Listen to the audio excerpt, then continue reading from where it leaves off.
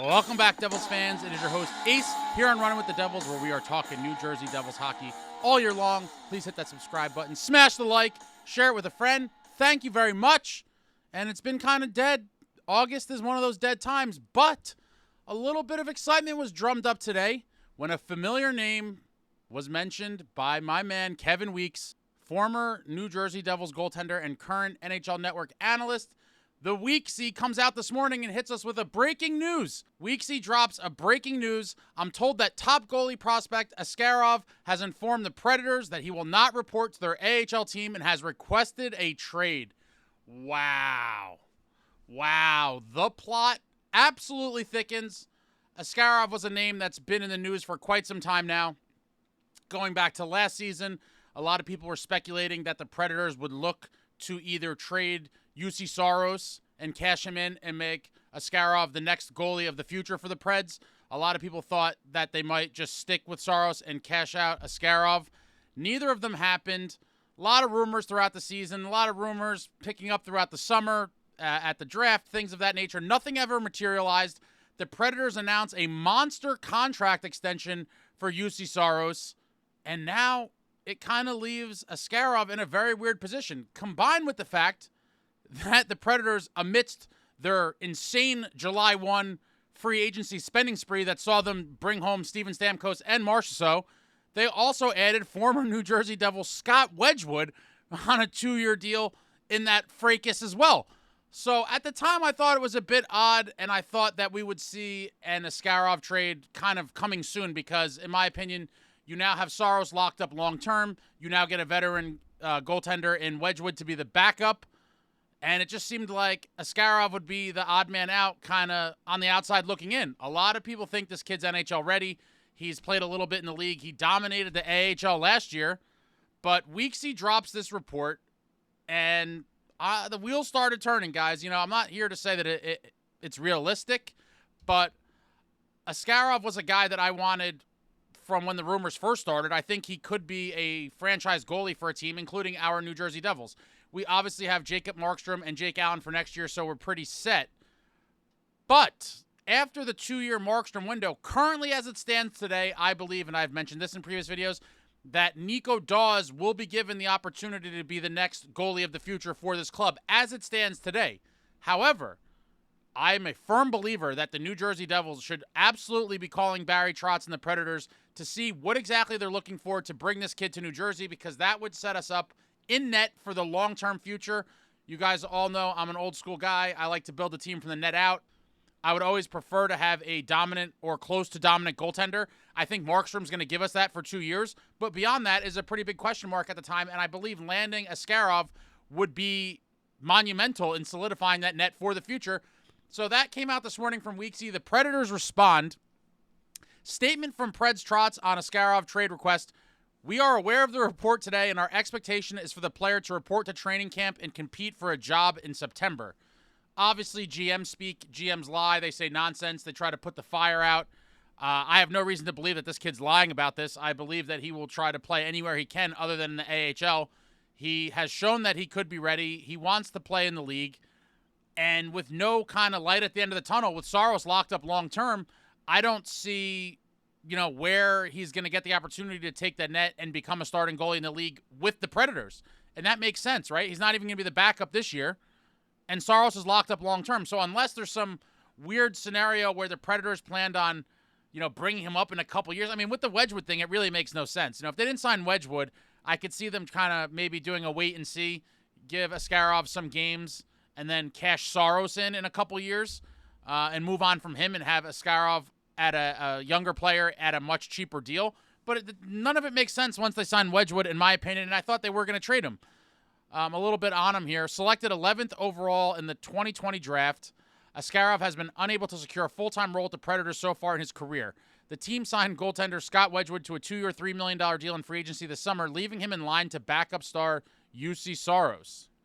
And, that's part of the reason why, he's not even going to be a backup in the NHL, as it seems. I don't think, they're giving the lip service of come to camp and compete for a job, but they're not paying Wedgewood, $3 million over 2 years to not be the veteran backup to Saros. I just can't see it. I mean, maybe if Wedgewood came to camp and did terrible and Askarov looked amazing, they would try to send Wedgewood to the AHL. But it doesn't seem that way, and the fact that they felt the need to even do that, I could see how it rubbed Askarov the wrong way. I honestly do. The 22-year-old is signed through the upcoming season at a cap hit of $925,000 and is scheduled for restricted free agency next July. The Predators locked in Saros as their starter for years to come last month, signing the 29-year-old to an 8-year contract extension with an average annual value of $7.74 million. So, again, Saros there long-term. He's not going anywhere anytime soon. I honestly thought from all the reports and the rumblings going on in the media that Saros was going to get at least $8 million and maybe that 8.5, 8.75 kind of number. He came in at 7.74. Pretty team-friendly deal, all things considered, for the level of goaltending he can provide for a team. And with the cap constantly going up, that's a pretty team-friendly deal in my opinion. So now we have the young Askarov kind of on the outside looking in, definitely perturbed that they signed Wedgewood and threw another goalie in the mix. And so now could be an opportune time for Fitzy and the New Jersey Devils to come swooping in and try to get this kid to be the goalie of the future.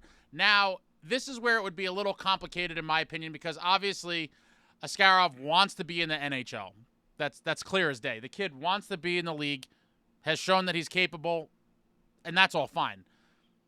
Where I think the New Jersey Devils, if they have any interest, and I believe that they should, if we could get him, the pitch to him should be, we have Markstrom for 2 years. After that, barring injury or you just falling off a cliff, the net would be yours for the long-term future. And that, I think, is a very sensible plan from the Devils' perspective. Where it gets sticky is it's not very clear whether Askarov doesn't want to report to the AHL because he just downright refuses to play in the AHL, or is he refusing to play in the AHL because there's no realistic timetable for him to become a starter in the Predators organization. So that's the thing. I don't know if it's a little bit of both or one or the other, but if he's willing to play there for one season, if Fitzy could pitch, listen, we're going to get you. You play one more season in the AHL. Next year, Allen will be gone, and you will back up Markstrom for the last year on Markstrom's deal, and then the net is yours. I think that's a perfectly sensible succession plan, and I would love to see it happen. I don't know if it will, but if it comes down to it where Askarov is basically demanding or trying to demand that he wants to play in the NHL this upcoming season for the 24-25 season, and if the price makes sense, I would move on from Jake Allen if I had to.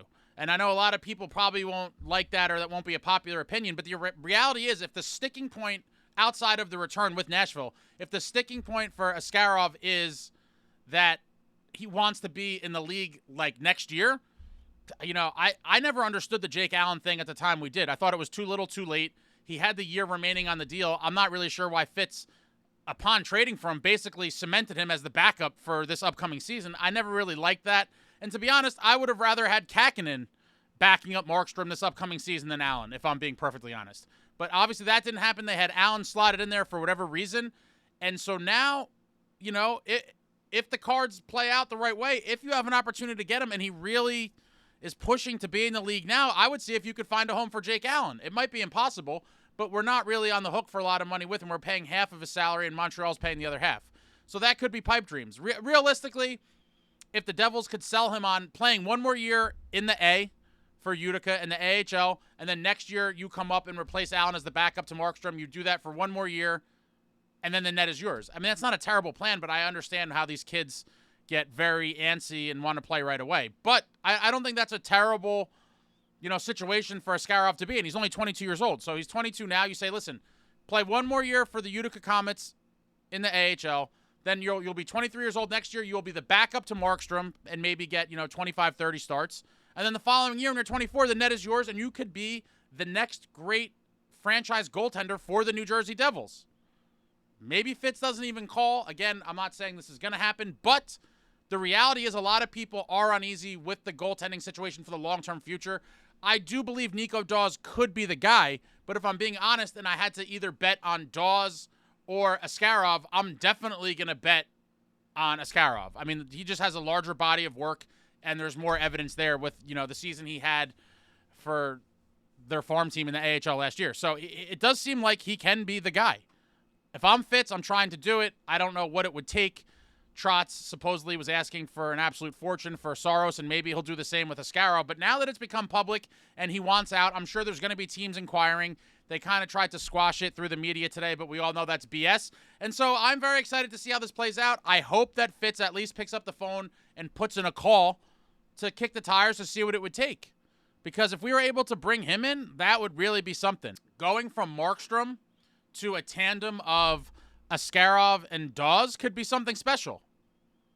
It really could be special. And then, eventually if you move on from Dawes, there's tons of other kids in the organization that could be brought up to be a backup to him. But he's one of the most promising young goalies in the league.